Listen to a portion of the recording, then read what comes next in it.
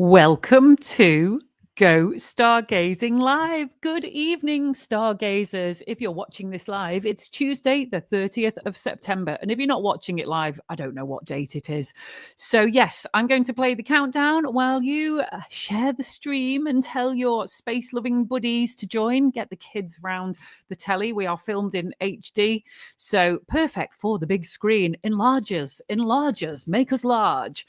And we will be back very soon with a Neptune special and news of an intergalactic interloper.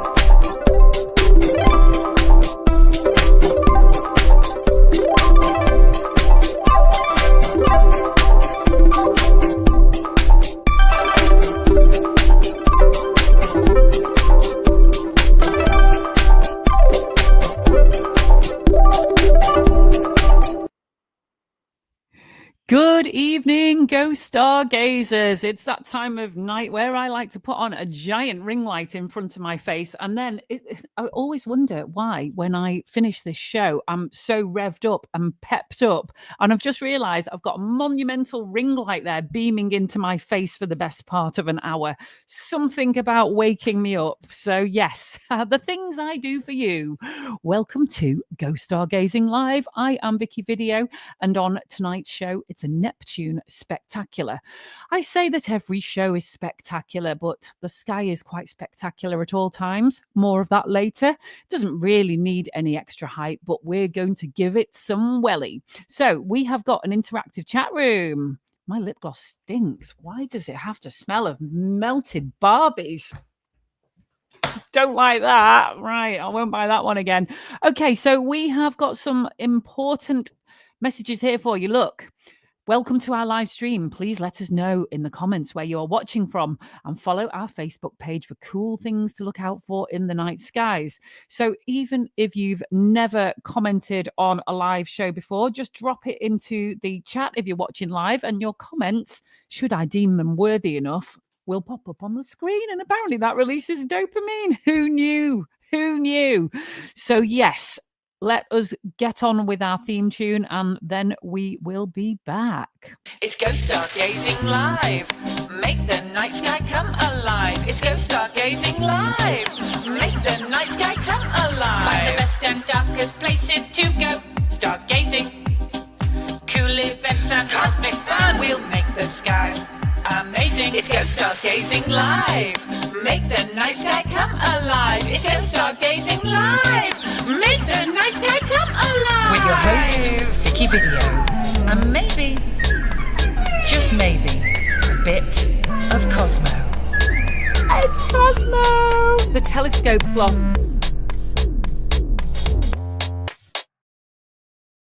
Hello, David Miller's here. Hello, David. Thank you for your support over the years. It's always good when you drop into the chat. And Wayne Timbrell is watching from Somerset. So good to hear from you, Wayne and David. Keep the comments coming. Let us know what you'd like to see in future shows. I'm like a cosmic DJ. I take requests. So if there's something you want to learn about, drop it in the chat.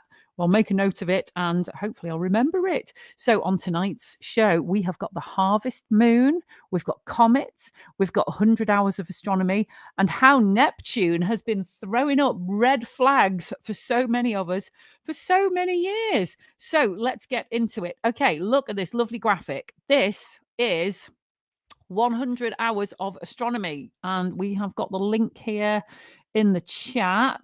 Let's have a look. Here we go.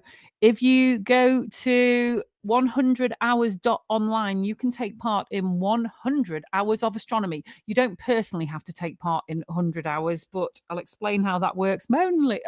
Nice moon out there. can't see the moon. I live in flats that are just kind of very difficult. I have to go into the park to see the moon. I'll take your word for it that the moon's out there, Wayne. Excellent. Okay, so this is 100 hours of astronomy. It is a global 4-day celebration of the night sky organized by the International Astronomical Union's Office for Astronomy Outreach, the OAO. From the 2nd until the 5th of October, people of all ages are invited to take part in public stargazing sessions, talks, workshops, and hands-on activities that spark curiosity across the universe. Anyone from schools, amateurs, kids, and astronomy clubs can host an event and get involved, big or small, in person or online. So 2025 marks 100 years of the planetarium. So you know what a planetarium is. It's one of those things, a dome that you go in and they project the night sky onto it. Very, very cool. If you've not been in a planetarium, highly recommended. Remember going in the one at Jodrell Bank back in the day when it had like multi-choice buttons, and my dad fell asleep like that. My dad with his chainsaw snoring. Lovely. So the year marks 100 years of the planetarium. So the OAO has teamed up with the International Planetarium Society to highlight planetariums as dark sky oases that inspire wonder even where city lights hide the stars. Visitors are encouraged to explore local planetariums and celebrate their role in astronomy education. So the main hub is actually in Akashai Municipal Planetarium in Japan, which is located on the 135 degrees East Meridian, where Japanese Standard Time is set. Good, bit of a Oriental flavour in with it this year. So anyone can participate, and there is this lovely graphic here. Is actually courtesy of Captain Neil at Go Stargazing. If you go to 100hours.online, let's put the link back up. Where's it gone? There we go. Look.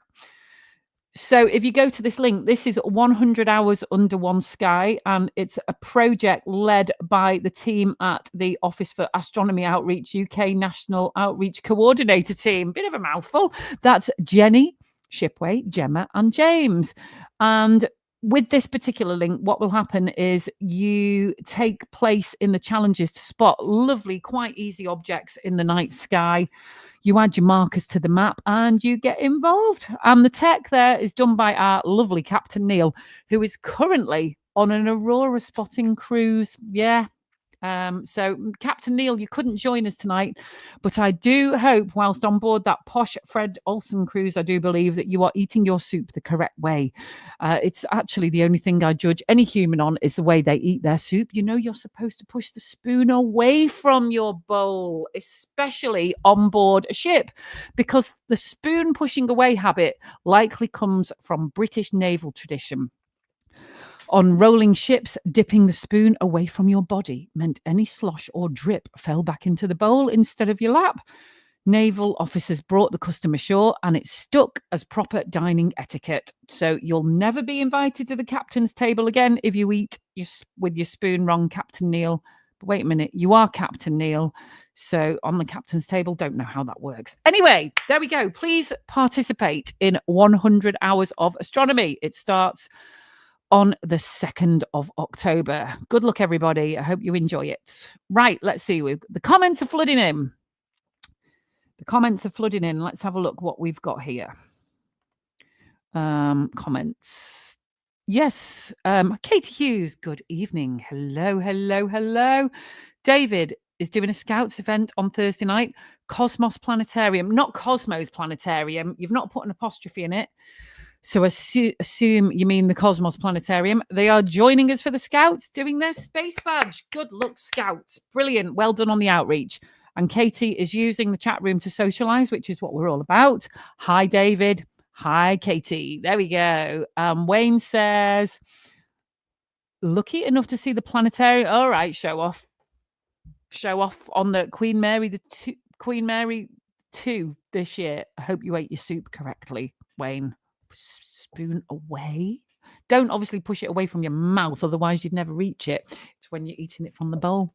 My boyfriend drags his soup towards him, and it's very common actually. And considering as a sailor, I thought he'd know better. Right, get on it. There is a comet. There's quite a long list of comets that could be visible. Touch and go whether they're going to be naked eye, but with binoculars and stellarium, which I would normally have screen grabs to show you tonight, but stellarium isn't downloading onto my computer. So blame the technology, blame me tools, not myself. So we've got Comet K1 Atlas. It could brighten in early October to be seen through binoculars. Northern viewers can spot it in the morning sky. It's a brand new shiny comet from deep space. So we don't know if it will survive if it passes close to the sun. Quite often comets break up. They can't hold it together, man. They can't hold it together. Pull yourself together. So then there's Comet R2 Swan, best seen from the southern hemisphere first, then possibly from the northern hemisphere by late October. Its tail is already huge, stretching across 10 full moons. Wow, that'd be lovely. With luck, it could become visible to the naked eye under dark skies around October 20th, possibly my birthday and the peak of the Orionids meteor shower, which I've never seen before because it's always cloudy on my birthday. Then we've got Comet A6 Lemon. These have all got code names, by the way. This is not their full name. Visible from the northern hemisphere in late October, possibly binoculars. It has visited the sun before, so it's not its first rodeo. But then, here's the exciting one. We've got another Comet Atlas, which has got a catalogue number. I think Atlas is the name of the telescope that spots it. It is a true cosmic outsider. This rare interstellar comet is only the third confirmed visitor from beyond our solar system. Starting in late November 2025, it may glow faintly in the dawn sky, just within reach of small telescopes or binoculars. It's tiny compared to typical comets. It's going to be on a par with Oumuamua, one of my favorite things ever. It's a fleeting chance to spot a traveler from another star system before it heads back into deep space. So Wayne says he's had a great live video of Saturn last week, hoping to capture the comet. Wayne, if you want to come on the show, we love to get live views on the show. That'd be marvelous. Aurora is kicking off again, but I'm clouded out. Boo. Yes, we've had a good couple of nights of Aurora. And yes, commiserations. Same, David, same. Oh, dear. Right, keep the comments coming in. You're keeping me alive with these comments. Okay, so I thought we'd already had the harvest moon last month, but we have not. So put on your Neil Young album, Harvest Moon. Put on your best smock and gather up your wheat sheaves because it's harvest moon time. This year's harvest moon is special because it's also a I thought it said pedigree moon. It does not. I don't believe there's a pedigree moon exists. It's also a perigee moon, meaning it's at its closest point to Earth in its orbit. So this time next week, 8th of October-ish, it's going to appear slightly bigger and brighter in the sky. Perfect for moonlit strolls or getting some photographs. And I remember last year, the harvest moon, which I saw rise up from behind Snowdonia on Anglesey. Wow, it was red as a beetroot. Maybe it had sunburn. So yeah, that is on the 8th of October. Lovely. Oh yeah, of course it's your favorite Neil Young song. It's just so sublime, isn't it? It makes me cry a little bit, actually. Katie managed to get 2 clear nights last week and get some data. Yes, that's what we like. Hardcore astronomy. And we also like the not so hardcore astronomy, the very basic stuff, because here at Go Stargazing, we're about educating and entertaining sky gazers of all levels. Wonderful. Okay, so I'm just going to have a sip of water from my Keep Calm and Do Astronomy mug. And look, Cosmo. Oh, I tell you what, I'll play you a couple of little bits that are quite important. Then we'll be back with Cosmo, and then we will be back with Neptune, the star, or should I say the planet of the show. So here we go.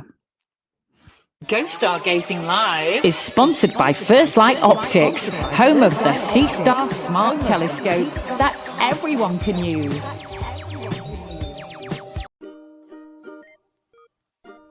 The Sea Star S50 from First Light Optics is an exceedingly attractive smart telescope that works straight out of the box. It'd make the ideal present for a young stargazer or even a treat for a seasoned astronomer. With zero experience, you'll be capturing images of the cosmos like this. Let's get it unboxed. Oh, exciting. DPD have already messaged to say that they're expecting my First Light Optics parcel. Excellent and very accurate instructions from the delivery company. It's here 2 days after ordering. Ooh, look what I got. My Sea Star from First Light Optics is here. May contain clouds. We are excited to get this thing charged up and ready to receive images of the cosmos. Right, well, let's dig into that wrapping then. The box was reassuringly well wrapped. The Sea Star S50 comes in a very neat little packaging case. Let's see what's inside. The mysteries of the universe are contained herein. This is a carbon fibre tripod.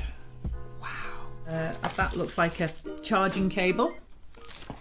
I think that could be the solar filter. If you're impatient, like me, there's a little quick startup guide there. I'm just going to give her a little charge while I go through the quick start instructions. Okay, time to read the quick start guide. The destructions, as my mum calls them. Right. Sea Star S50. The instructions were incredibly simple. I downloaded the free app, paired the telescope, and within a few moments I was ready to go out and do solar observing. There's the solar filter, which is great because there are a lot of sunspots right now. Isn't she pretty? A very contemporary piece of kit. And alongside being an attractive ornament, the Sea Star is actually a telescope.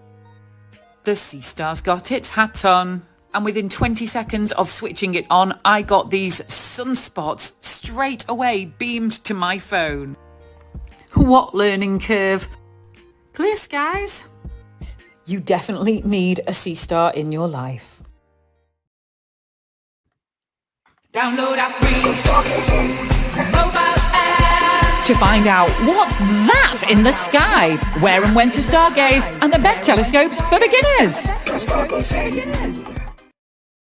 Yes, so, go away. That is apparently a picture of farmers on the harvest moon, so let's get rid of them. But yeah, it's called the harvest moon because it's the late night harvest. Did I read that out? I don't think I did. Hang on a minute. Where's me harvest moon info gone? I got a nice little spiel about it. Just let me just jump. No, I can't. Let's have a look. I got a spiel about it, and I've just realised I didn't paste it into my script.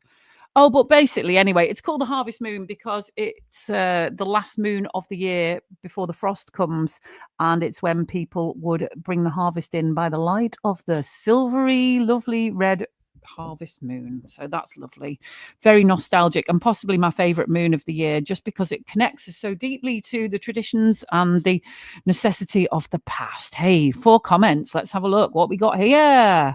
Oh, you're in Loch Lomond. Lovely. Oh, David's got a Sea Star. Best purchase he's ever made. You level it, then get back into the warmth of your house and watch the image develop. Lovely. Yeah, I mean, yeah, you do have to be pretty hardcore to... You're up very far up north, aren't you, David? Where are you? And I can imagine you get very cold little fingers up there. And Mark, hello, Mark, says snap. Have you got a Sea Star as well? I think nearly every astronomer I know has got a Sea Star. First Light Optics are the sponsor of the show. Please do purchase from them. That would be lovely if you did. Mark is from Coatbridge. Sea Star is great. Where's Coatbridge? I don't know where that is. Oh, and Dave is in Perthshire. Hello. Okay, so we are now going to talk about naughty old Neptune. It turns out that Neptune has been gas giant lighting us for all these years. Gaslighting. Now, I'm sure you've heard this term if you've been on social media or done any relationship therapy. Gaslighting comes from a 1938 stage play called Gaslight. In the story, a husband manipulates his wife into believing she's losing her little mind by dimming the gaslights and then denying that the light changed when she noticed. So more on Neptune and his red flags shortly. let's get into detail. Neptune is named after the Roman god of the sea, reflecting its deep blue colour. Hang on a minute. No, that doesn't make sense, is what I'm going to tell you later. Okay, right. Okay. All right. Fair enough. In Greek mythology, the equivalent god is Poseidon. Neptune is the only planet so far found through mathematics before it was seen through a telescope. In the early 1800s, astronomers noticed that Uranus wasn't moving exactly. I said it correctly. Yes, I always get it wrong. Wasn't moving exactly as predicted. Something was tugging on it. Ouch. French mathematician Urbain Le Verrier and British mathematician John Couch Adams independently calculated where the unknown planet should be. On the 23rd of September 1846, Johann Galle and Heinrich d'Arrest at the Berlin Observatory looked in that predicted spot and found Neptune within 1 degree of Le Verrier's calculation. So let's go back to basics, because we cater for all levels of stargazers here. Our solar system has 8, or is it 8.5 planets, all are orbiting the sun. Starting from the center and moving outwards, we've got Mercury, Venus, Earth, Mars, Jupiter, Saturn, Uranus, and Neptune. And Neptune is the 8th and the furthest planet from the sun. It sits beyond Uranus in the region we call the outer or giant planets. And because it's so far away, it's about 2.8 billion miles, sunlight takes over 4 hours to reach it. 1 year on Neptune, which is 1 full orbit of the sun, lasts 165 Earth years. So it's one of the 4 giant planets. I have been mistakenly calling it a gas giant. It's not, but unlike Jupiter and Saturn, which are the gas giants, Neptune and Uranus are called ice giants because they have more icy materials like water, methane, poo, and ammonia, even more poo, in with their hydrogen and helium. So let's take a little look at Neptune. There we go. There's Neptune. Or is it? I'm going to come to that in a minute. So Neptune is wrapped in a faint ring system and has a whole crew of 14 moons that we know of so far. So let's meet one of the moons. This is Triton. Look at that. It's an odd looking thing, isn't it? It's like got half and half. Half rice, half chips by the look of it. So Triton is the largest moon of Neptune. It's bigger than Pluto. It orbits backward, retrograde, compared to Neptune's spin, which is a big clue it didn't form from there. It was probably a captured Kuiper belt object. The Kuiper belt is what holds the solar system's pants up, by the way. The surface is coated with frozen nitrogen and methane, and Voyager 2 spotted its active geysers shouting nitrogen gas into space. I didn't know that it had active geysers. Because of its odd orbit, scientists think Triton is slowly spiraling. I'm spiraling in, and one day may break apart to form a ring system. So there you go. So this here, Neptune, was visited by Voyager 2. That is an artist's impression, because who would have taken a picture of Voyager 2 unless they sent Voyager 3 and 4 out to photograph Voyagers 1 and 2? It didn't happen. Voyager 2 was a NASA spacecraft launched in 1977 to visit the outer planets. In August 1989, it flew about 5,000 kilometers above Neptune's cloud tops, giving us our only close-up look. So on Neptune, it discovered supersonic winds, the Great Dark Spot Storm, 6 new moons, and Neptune's faint rings. So after that Neptune visit, Voyager 2 continued towards interstellar space, where it still sends back data. It's our only direct witness to Neptune and its moons. So, Cosmo! It's Cosmo! Normally, he dashes off around the solar system. He loves you, David, because you gave him his name. He's dashing off around the solar system doing his quiz, but he's been that traumatized by his visit to Neptune that he just couldn't be bothered doing his quiz this time, because he's been on holiday to Neptune. He didn't rate it much. He tried to dry his pants after making a mess in them because he was so scared about the supersonic winds, and he tried to dry them on Neptune. It didn't end well. Neptune's winds are insane. They're about 1,300 miles an hour. That's faster than a jet, faster than a bullet, faster than a tornado. So we did some calculations. Cosmo tried to dry his little sloth pants on Neptune. So a single pair of wet pants weighing around 0.5 kilo would experience an enormous force in Neptune's winds. To keep them pegged on a line, you'd need pegs the size of a small car made of reinforced titanium. So sadly, Cosmo couldn't fit the giant pegs in his hand luggage, and his pants blew away, hence his nakedness. So Neptune, not great for drying laundry, but perfect for demonstrating the raw power of a gas giant. So let's have a look at the comments here. Stephen is asking, hi Stephen, thank you for joining us, is asking what's a sea star. Sea star is a smart telescope. So it looks like a little dome. I've got mine in here. Where is it? Let me go and grab mine. Hang on. I think it's in the hall.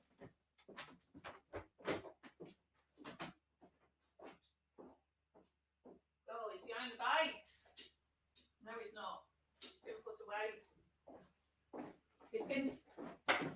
It's been put away. I thought it was in the hall. A sea star is a. Let me see if I can get a picture up. Can I do it? I don't think I can. I can't. Anyway, it's a black thing. But it's the pictures that it takes that are fantastic. It's a smart telescope, which means that you put it outside and it beams the images back to your phone. And it's really, really, really good for beginners. And if you feel like spending maybe around 500 and something pounds on one from First Light Optics, who are the sponsors of this show, be our guest. They are an absolutely phenomenal gadget, and even all of my seasoned astronomers who've got all the big gun telescopes have got a sea star because it's so wonderful and convenient, and you can sit inside and they're nice and warm. So Wayne says, oh, this is a big comment. Let's have a look. I took my brother-in-law back to Valley near Sherborne last week. Amazingly clear skies. I could see the Milky Way arch with my bare eyes for the first time. Amazing location, no light pollution, was blown away by its beauty. That's what we like to hear. People connecting with the universe. Just don't need any fancy gear. You just need your peepers. So David says, I think I might have had an influence on Mark. Excellent. Oh, hi, Astro Lee. Astro Lee. So good they named him twice. Cannot beat that. I use my DSLR for that. David says, the sea star is incredible. Some see it as a cheat. No, I see it as the way forward. Just a brilliant bit of kit. And Wayne says, I got to get myself a Star Tracker mount on my Christmas list. Excellent. You might need to tell Father Christmas he's going to be carrying some extra weight. And Katie, David Miller, I have some webinars and talks over the next few months, and I think the sea star will be great for those just starting out. And Stephen says, is a Nikon Coolpix 1000 camera mounted on a tripod using a remote control any good? I'll let one of the pros answer that. What do you reckon to that, David and team? It sounds nifty. I used to have a Coolpix. I miss my Coolpix little camera. It was great. So, okay, let's back to Neptune. And this is why Neptune has been gaslighting us. As I said before, gaslighting is when you meddle with someone's mind and tell them something that isn't true, and make them doubt themselves. So this is what Neptune looks like. Or is it this wonderful sapphire blue color that I have fallen in love with for many decades? It's not real. It's not real. Why is that? For decades, images from Voyager 2 and telescopes made Neptune appear a rich, almost blue color, electric blue, while its neighbor, Uranus, looked greener. But UK astronomers have reprocessed old data using modern techniques and found that the two ice giants are actually much more close in colour. They're more like twins, a subtle green-blue rather than the starkly contrasting hues, Huey Lewis's on the news that we've been used to. Do you want to see? I'm going to shatter your illusions of this beautiful blue colour because actually Neptune's quite boring, really. Do you want to see? Do you want to see? Prepare to cry. Look at that. Oh, my word. Thank you, Oxford University, there for your images. We've got the early Voyager 2 images at the top there, Uranus and Neptune. See how they ramped up the power. And then the images have been reprocessed in the study. And you can see that they're virtually indistinguishable. What a letdown.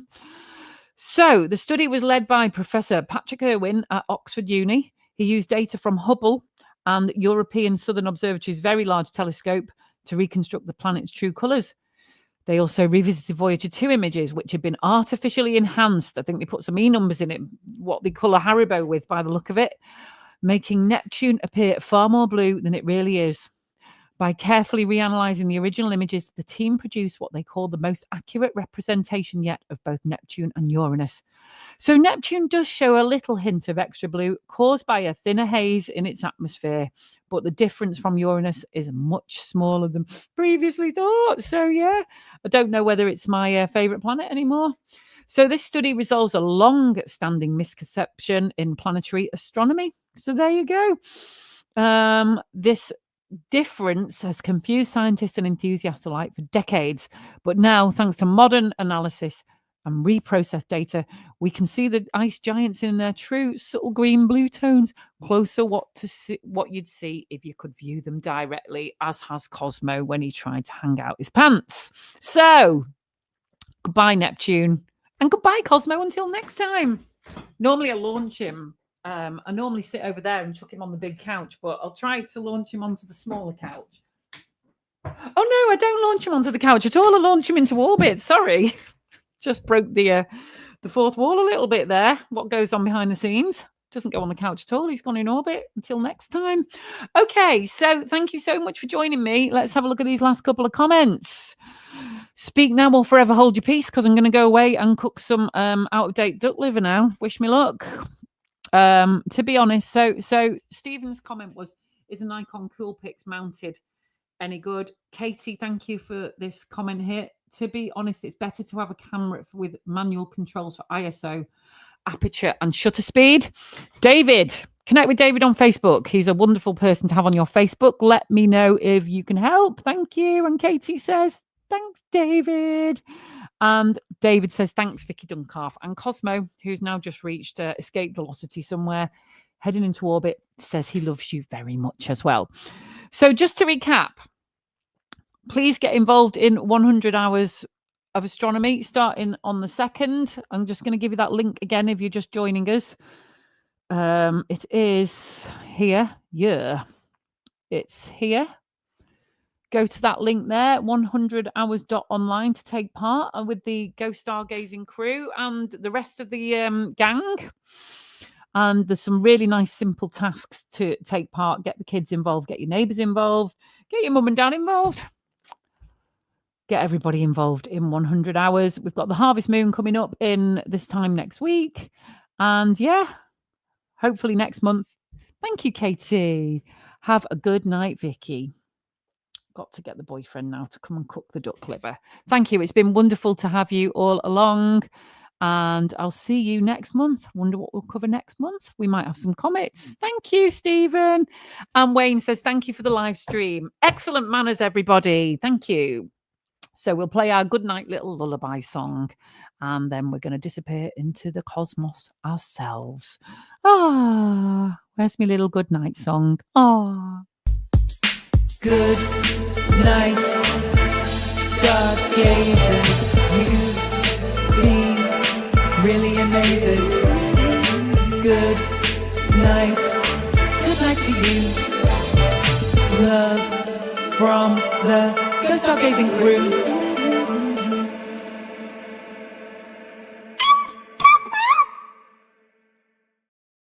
Guys, and John has just said a big red hand. You can have a big red hand back in return there, John. Thank you so much. You can watch the replay, and all of the Go Stargazing lives are on YouTube, the big back catalogue. Hours and hours of experts, of content, of Cosmo, of quizzes, of silliness. Yes, that's what we like to do. Catch you all later. Good night, stargazers. And most importantly, clear skies. I hope you see something wonderful this week. Goodbye.